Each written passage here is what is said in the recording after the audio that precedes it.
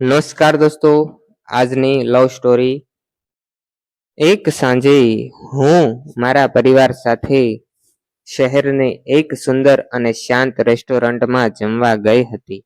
આખું વાતાવરણ સંગીતથી મધુર ધૂનોથી ગુંજી રહ્યું હતું અને દરેક ટેબલ પર ખુશીઓની પળો જીવતા લોકો દેખાતા હતા.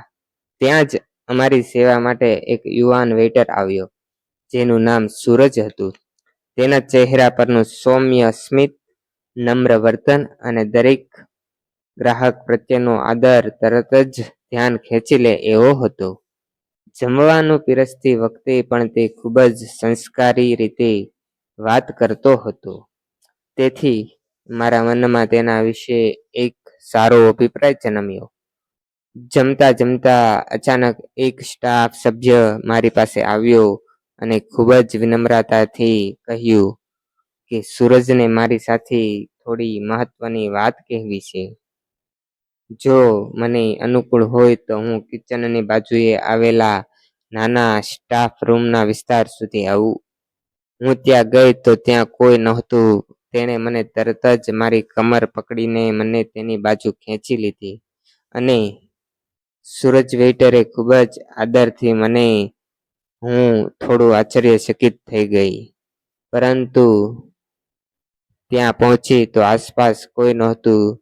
સૂરજ થોડા સંકોચ સાથે મારી સામે ઊભો રહ્યો. તેણે કોઈ ઉતાવળ કે અયોગ્ય વર્તન કર્યા વગર ખૂબ જ આદરથી કહ્યું, જો મારી વાત તમને યોગ્ય ન લાગે તો તમે નિસંકોચ ના કહી શકો.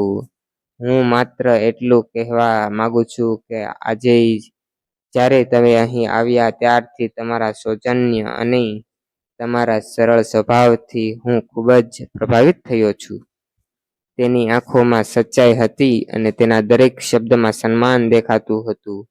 તેણે મારી મંજૂરી વિના કોઈ પણ પ્રકારનો સ્પર્શ ન કર્યો. પછી માત્ર પોતાના હૃદયની લાગણી ખૂબ જ શિસ્તપૂર્વક વ્યક્ત કરી. તે દિવસ પછી અમારી વચ્ચે ધીમે ધીમે ઓળખાણ શરૂ થઈ ગઈ.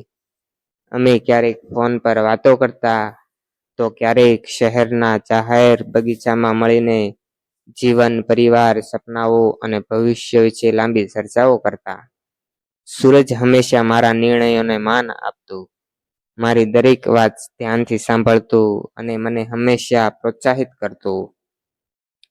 તેની સૌથી મોટી ખાસિયત એ હતી કે તે પ્રેમ કરતા પહેલા વિશ્વાસ અને સન્માનને વધુ મહત્વ આપતું. મને સમજાયું કે સાચો સંબંધ માત્ર મીઠા શબ્દોથી નહીં, પરંતુ એકબીજાની સુંદર અને મજબૂત લાગણીઓની કદર અને વિશ્વાસથી મજબૂત બને છે. સમય ધીમે ધીમે પસાર થતો ગયો અને અમારી મિત્રતા પણ ધીમે ધીમે ગાઢ પ્રેમમાં બદલાઈ ગઈ. જીવનમાં ઘણી મુશ્કેલીઓ આવી, પરંતુ અમે બંને ક્યારેય દરેક પડકારનો સામનો સાથે મળીને કર્યો. સૂરજે પોતાની પરિશ્રમથી કારકિર્દીમાં પ્રગતિ કરી અને હું પણ મારા સપનાઓને સાકાર કરવા સતત પ્રયત્નો કરતી રહેતી હતી. અમે એકબીજાના દરેક નાના નાના આનંદમાં ખુશ થતા અને દરેક દુઃખમાં એકબીજાનો હાથ પકડીને ઊભા રહેતા. આખરે જ્યારે બંને પરિવારોને અમારી આ લાગણીઓ અને પરસ્પર વિશ્વાસથી પ્રભાવિત થયા, ત્યારે તેમના આશીર્વાદ સાથે અમારા લગ્ન થયા. લગ્નના દિવસે સૂરજે મને હાથમાં હાથ રાખીને માત્ર એટલું જ કહ્યું હતું કે હું જીવનભર તારું આદર કરીશ, તારા દરેક સપનામાં તારો સાથી બનીશ અને દરેક પરિસ્થિતિમાં તારી સાથે ઊભો રહીશ. તે શબ્દો મારા માટે કોઈ પણ કિંમતી ભેટ કરતા વધારે અમૂલ્ય હતા. એ દિવસથી અમારી પ્રેમ કથા માત્ર બે હૃદયો જ નહીં, પરંતુ વિશ્વાસ, સન્માન અને સાચા હૃદયથી પ્રેમની સુંદર સફર બની ગઈ.